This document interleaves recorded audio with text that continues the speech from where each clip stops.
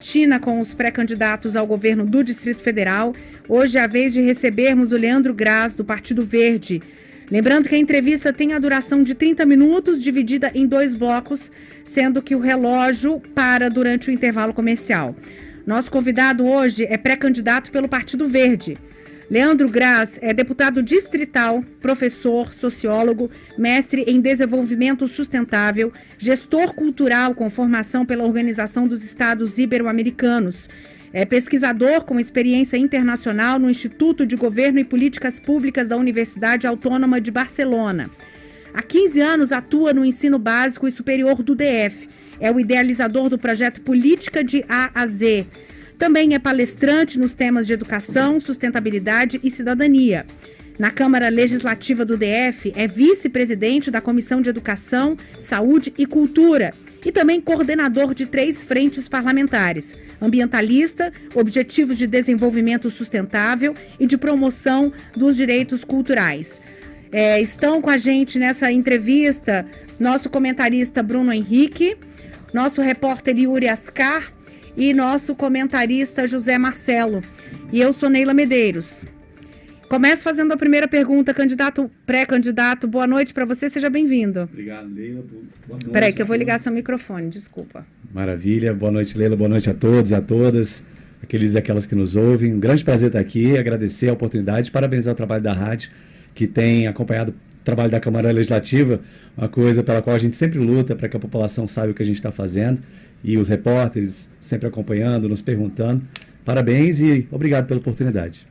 A rádio acabou de chegar, mas veio com vontade de ficar e está crescendo a cada dia. Pré-candidato, a gente está finalizando um governo bem focado na infraestrutura, esse é o foco desse governo.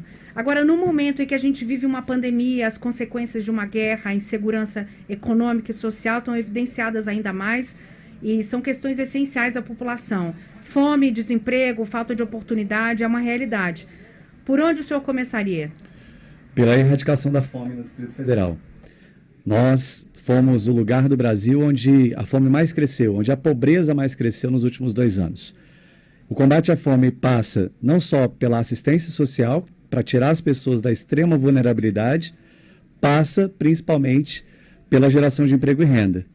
Os nossos micro e pequenos empresários estão dilacerados pela pandemia, estão abandonados pelo atual governo, o governo ibanês. Não houve qualquer tipo de auxílio significativo, não houve qualquer tipo de política pública para socorrer os pequenos e os microempresários, especialmente os microempreendedores individuais. Hoje são cerca de 250 mil MEI aqui no Distrito Federal, que não tem um microcrédito acessível, que não tem o apoio do Banco da Cidade, que hoje está mais preocupado em apoiar o Clube do Coração do Ibanês do que, de fato, trabalhar pela nossa economia. Essas 2 questões, elas são emergenciais. Então, nós precisamos erradicar a fome e dinamizar a nossa microeconomia, que é representada por essas pessoas que estão ali na ponta. São, às vezes, comerciantes, autônomos, pessoas que prestam serviço. Paralelamente a isso, claro, a gente precisa fazer uma reorganização da saúde, que vive o seu pior momento na história da nossa cidade, a educação que anda tão violentada e que, infelizmente, nos últimos dias tem sido manchete nos jornais, nas rádios, em decorrência de casos de violência dentro da própria escola.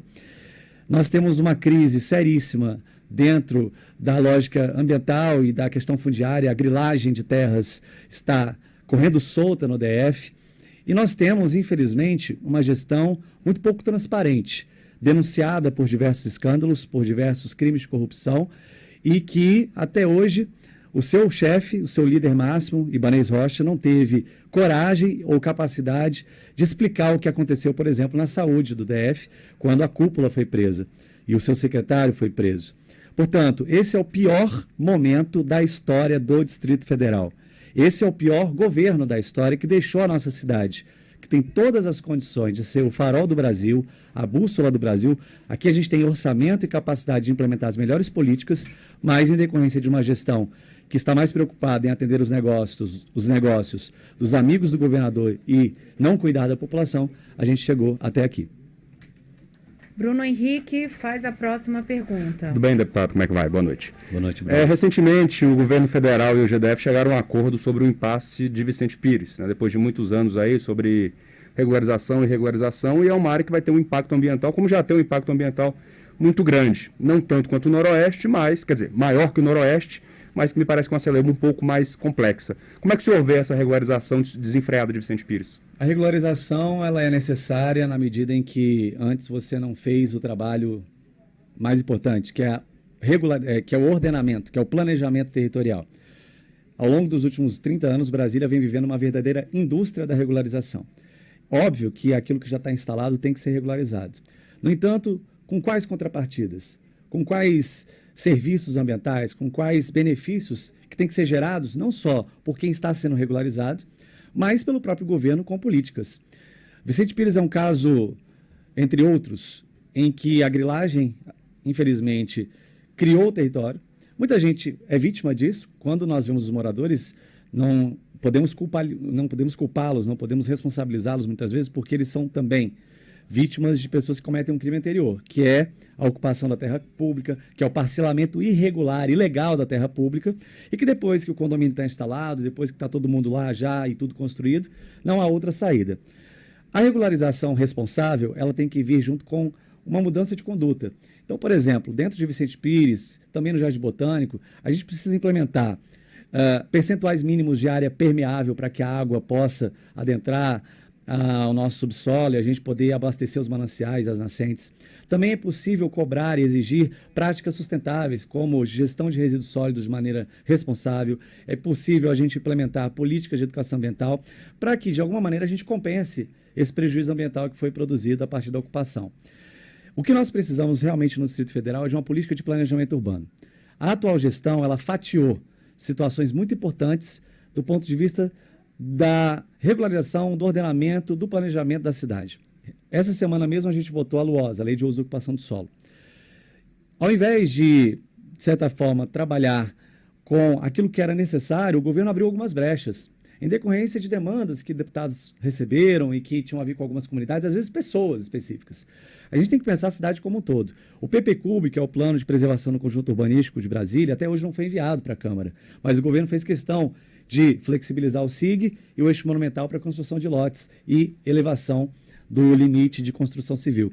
Então, a gente está vendo, na verdade, uma gestão que trabalha a cidade de acordo com interesses particulares, não pensa a cidade como um todo. E na questão ambiental, isso é dramático, isso é crítico, porque justamente a gente vai tendo consequências, a especulação imobiliária está muito grande, a pressão sobre os nossos produtores rurais está muito grande, muita gente não sabe, mas Brasília tem cerca de 70% da sua área ainda rural, agricultores familiares, muitos agroecológicos, e se essas pessoas não forem preservadas, incentivadas a permanecer na terra, daqui a pouco a gente vai ter uma nova crise hídrica, como aconteceu em 2017, porque essas áreas são importantes para a recarga da água, a água penetrar e chegar ao lençol freático.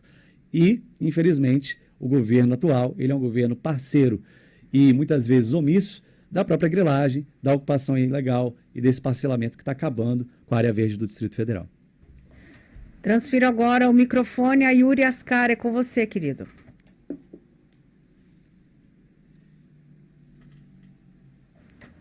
Escutamos, Yuri, você nos ouve? Eu acho que seu microfone está silenciado, Yuri. Então, vamos fazer o seguinte, vamos passar a pergunta para José Marcelo, pode ser? Oi, pré-candidato, boa noite, bem-vindo aqui a Mais Brasil News. A minha pergunta para o senhor é no sentido de aquecer a economia aqui do Distrito Federal. Estudos apontam que o DF foi uma das regiões que mais empobreceram aqui no Brasil nos últimos tempos. E muito disso se deve à conjunção econômica que o país atravessa. Mas aqui a gente tem uma outra característica. Os salários mais altos, eles são oriundos do trabalho público, são servidores dos governos federal e do Distrito Federal. Além do serviço público, como é que o senhor acha que pode ser desenvolvido o emprego aqui no DF? O que é possível fazer e o que é que o senhor pretende fazer para atrair investimentos da iniciativa privada que gerem emprego para o trabalhador aqui do Distrito Federal? Excelente pergunta e agradeço a oportunidade de falar sobre esse assunto, porque creio que esse é o nosso principal desafio, como foi sinalizado no início da nossa conversa, geração de emprego e renda. Nós temos quase 340 mil desempregados aqui no Distrito Federal. Isso significa cerca de 10% da população, um pouco mais, aliás. E vamos falar de economia. O DF, embora seja um território pequeno comparado às outras unidades da federação, ele é um território heterogêneo. Cada região administrativa, cada grande área do DF tem uma vocação econômica diferente. Isso foi, inclusive, reconhecido através de uma lei que a gente, infelizmente, não está vendo ela acontecer na prática, que é o zoneamento econômico-ecológico. Uma lei construída por várias representações da iniciativa privada, FEComércio, Fibra, outras organizações que ajudaram o poder público a entender qual é a melhor dinâmica econômica possível para a melhor geração de emprego e renda e o menor impacto socioambiental. Nós não podemos mais, por óbvio, depender do funcionalismo público para dinamizar nossa economia. Até porque isso não nos permite reduzir desigualdade, que é algo fundamental. Nesse aspecto, primeiramente, nós temos que ativar as vocações econômicas. A região sul do Distrito Federal, Santa Maria, Recanto das Emas, Gama, é uma região, por exemplo, vocacionada à indústria e à logística. Nós temos já um projeto que o governo ainda não implementou, que é o projeto do Polo de Logística do Recanto e de Santa Maria, que está no papel. Isso vai ser implementado no nosso governo. Outra região importante do ponto de vista econômico é a região norte, para os empregos verdes, para que nós tenhamos o fortalecimento da agricultura, da agroindústria, e com isso, a partir de produtos produzidos aqui, do cerrado nativo, a gente consiga exportar isso para o resto do Brasil. Já a região leste, ela tem uma grande capacidade também de serviços, ela tem uma grande capacidade agrícola, agroindustrial, e a região oeste, que é Ceilândia e Taguatinga, a gente já sabe, é uma região muito forte do ponto de vista do comércio, de serviços também. A gente precisa fortalecer essas vocações econômicas. Para isso, também é importante que o Banco de Brasília e até mesmo outras entidades, outros órgãos do GDF que possam ser como agências de fomento, o exemplo da TerraCap pode entrar nessa dinâmica, promover o microcrédito. Brasília tem que ser a capital da inovação também econômica, da nova economia do século XXI, da economia verde, empregos de alta qualidade, empregos associados à tecnologia. A gente tem o Biotic, que é um espaço construído, um espaço planejado para ser ali residência de uma série de empresas ligadas à área de tecnologia e saúde, tecnologia aplicada, tecnologia relacionada também a soluções públicas.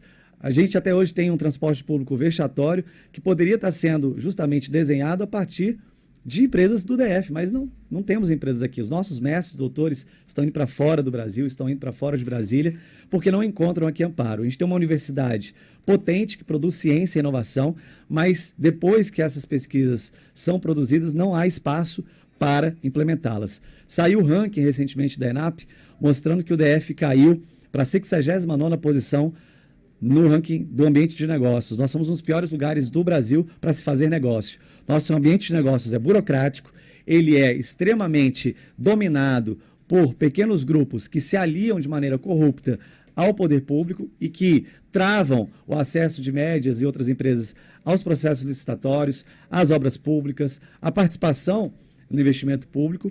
E, por último, a gente precisa também garantir a infraestrutura de alta qualidade. Você falou, Leandro, no início, sobre as obras do governo.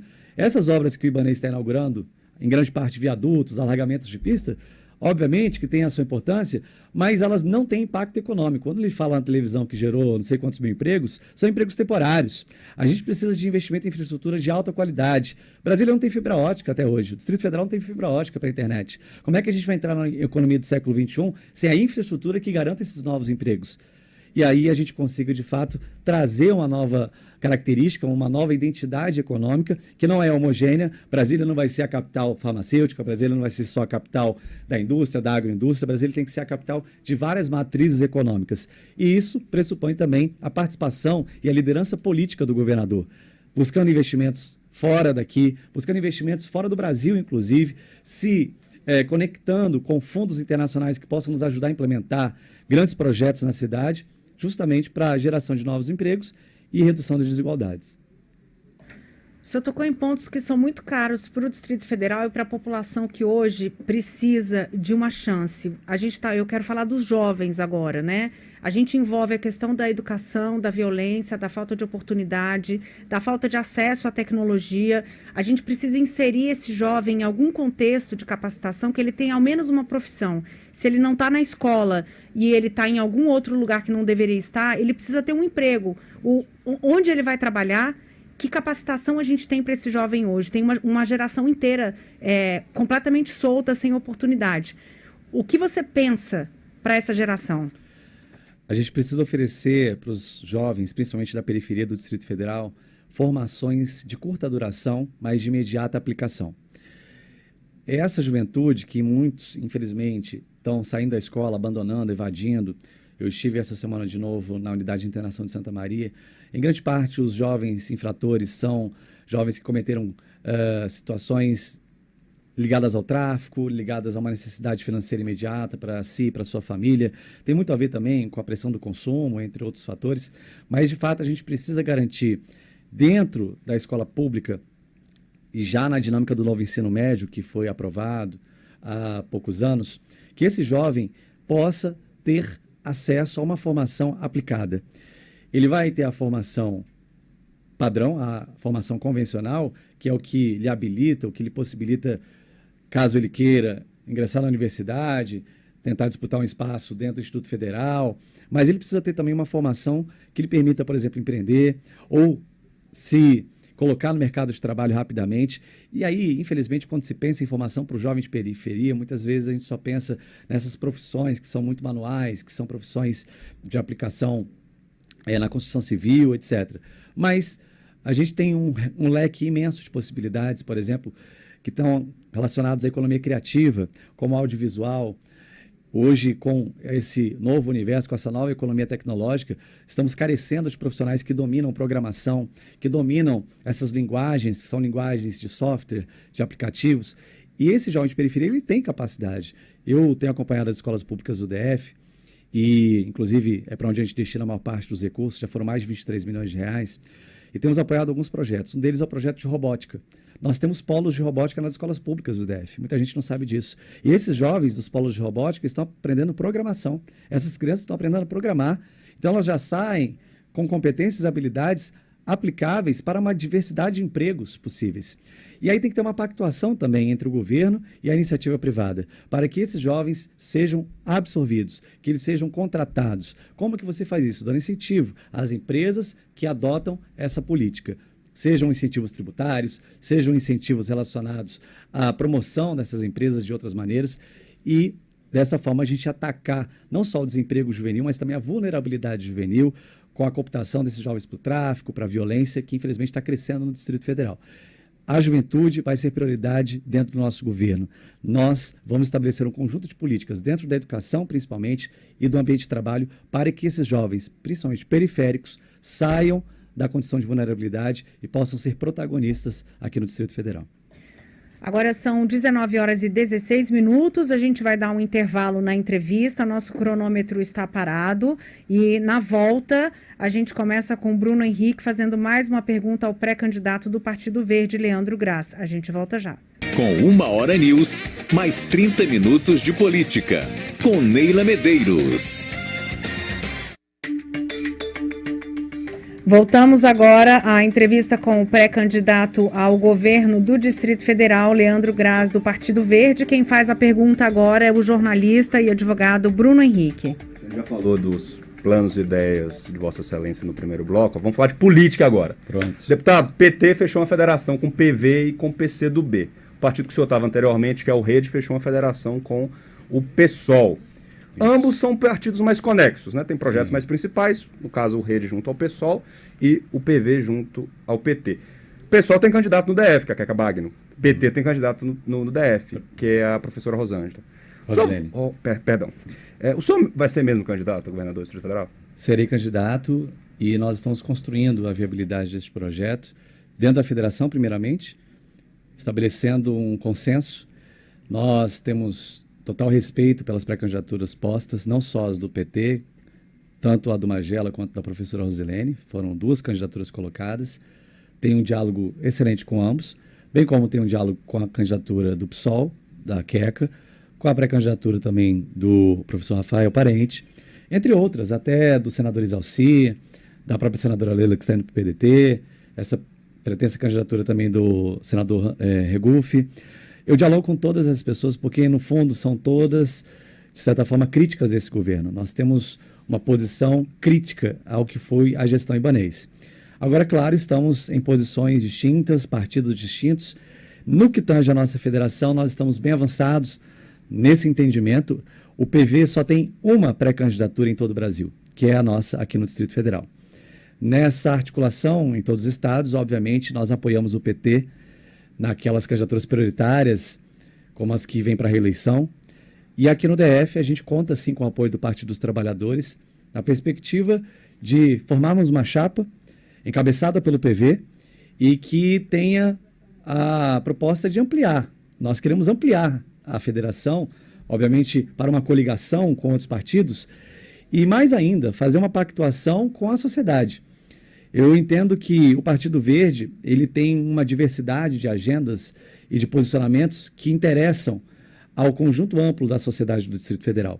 O nosso combinado não é apenas com os ambientalistas ou com o campo progressista. Nós queremos discutir também com os empreendedores. Nós queremos fazer um grande pacto com a economia criativa, com a assistência social, com a saúde, com a educação, com todas as camadas da nossa sociedade, para que a gente consiga devolver a Brasília, devolver ao Distrito Federal a esperança. Nós que poderíamos ser exemplo para o país, infelizmente somos um contra-exemplo, e a pandemia mostrou isso.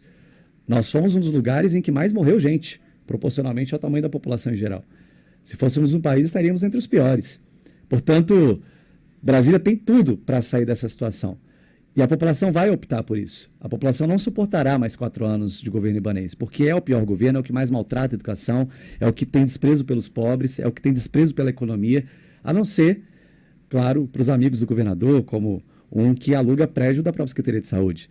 Então a gente vai trabalhar por isso. Muito em breve nós esperamos fechar essa chapa e ir para a rua já nessa pré-campanha para anunciar o nosso programa. Estamos construindo o programa de governo, já foram 12 encontros técnicos de habitação, mobilidade urbana, educação. Será uma chapa por sangue, ou... Não, será uma chapa da federação. Uma única candidatura dentro da federação e isso inclusive já foi pactuado entre nós. Temos a pergunta agora de Yuri Ascar. Boa noite, Yuri. Boa noite, Neila. Boa noite, pré-candidato. Boa noite a todos. Eu queria insistir um pouco nesse fato da federação, porque o senhor deixa claro que existe uma proposta de vários partidos contra o governador Ibanez, uma ampla chapa de oposição ao governador Ibanez. Mas quando a gente conversa com todos os outros pré-candidatos, praticamente todos querem ser esse representante, essa pessoa que vai unir os outros partidos para derrotar Ibanez Rocha. O senhor falou que o PV está dando prioridade para essa candidatura aqui no Distrito Federal, apoiando o PT, PCdoB em outros locais, mas temos também o PSB, que vai indicar o vice na chapa de Lula, com Geraldo Alckmin, que também quer essa liderança.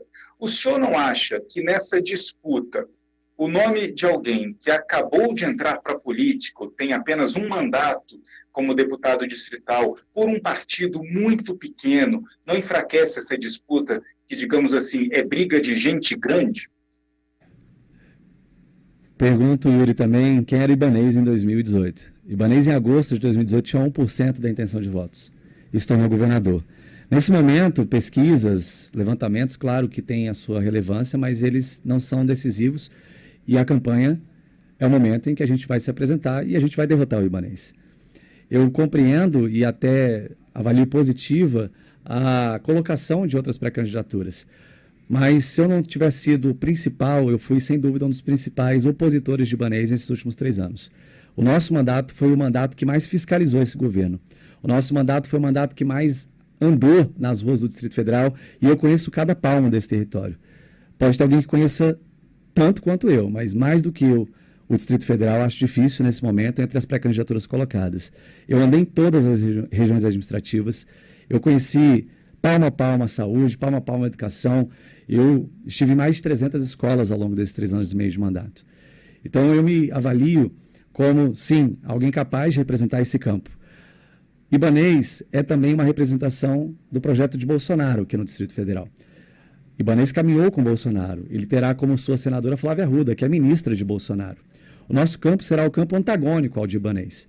A nossa candidatura presidencial, representada pelo presidente Lula e agora pelo vice-presidente Geraldo Alckmin, o nosso campo progressista é o campo que vai se opor a Ibanez. E é o campo que tem mais consistência para enfrentar Ibanez.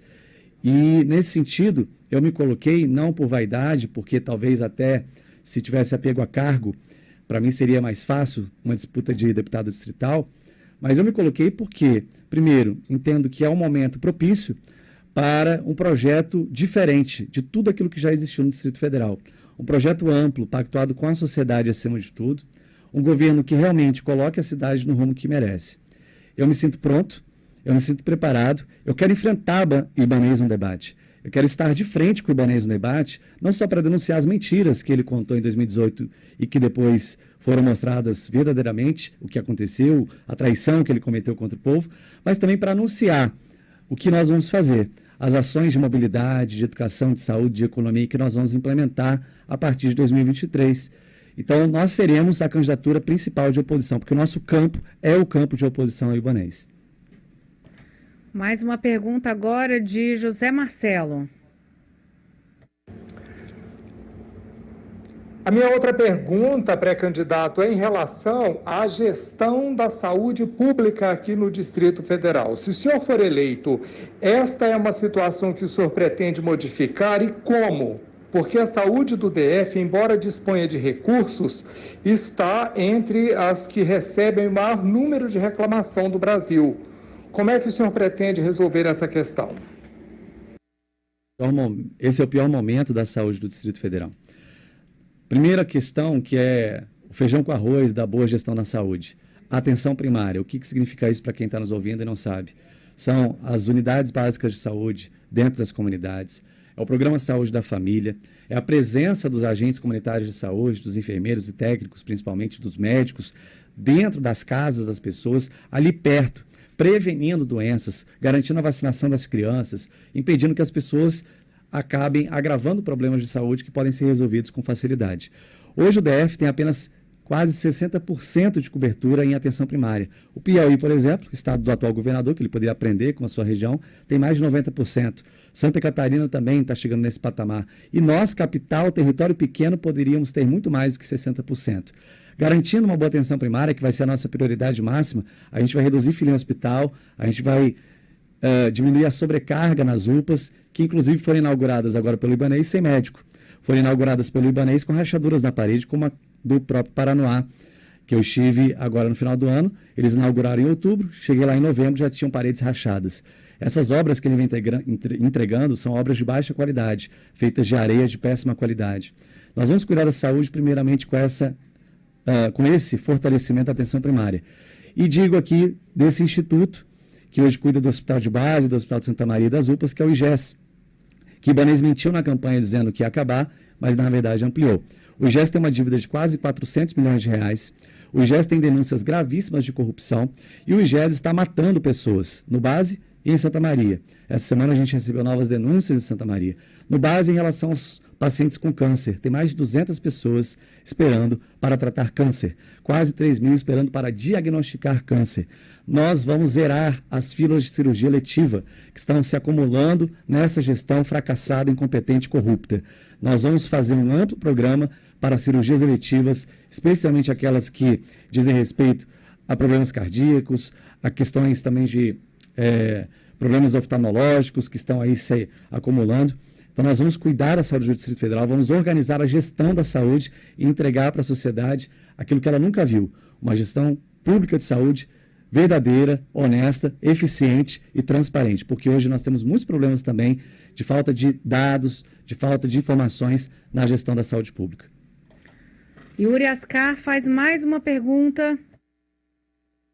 Pré-candidato, o desafio é grande pela frente, né? O senhor já falou aí de muitas situações, mas eu queria lembrar que o PV, o Partido Verde, ele foi um partido de apoio ao governo Arruda, depois ao governo Agnello, depois ao governo Hollenberg e mesmo no governo Ibanez, representantes do PV nacional também ficaram com cargos dentro do governo. O que o PV, como o senhor, vai trazer de diferencial? Que projeto novo é esse que o eleitor vai ser convencido de que é mesmo original e diferente de tudo que já tivemos? Me permita só uma correção, porque o PV não participa do governo ibanês. Apesar do Sarney Filho estar na Secretaria de Meio Ambiente, ele não é uma indicação do partido, ele é uma escolha pessoal do governador. Eu quero fazer só essa observação. Nós somos oposição ao ibanês.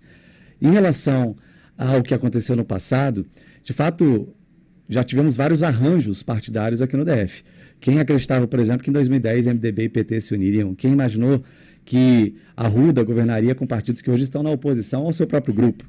Então, essas dinâmicas do passado, elas aconteceram e o que nós estamos olhando é daqui para frente. Nós vamos fazer uma composição com todos aqueles partidos que quiserem, de fato, cumprir o nosso programa de governo. Nós observamos em vários estados, como no Maranhão, no Rio Grande do Sul, situações até de partidos de ideologias diferentes, mas que conseguiram compor grandes frentes com base no programa e entregaram para a sociedade, cada um ao seu modelo, grandes resultados.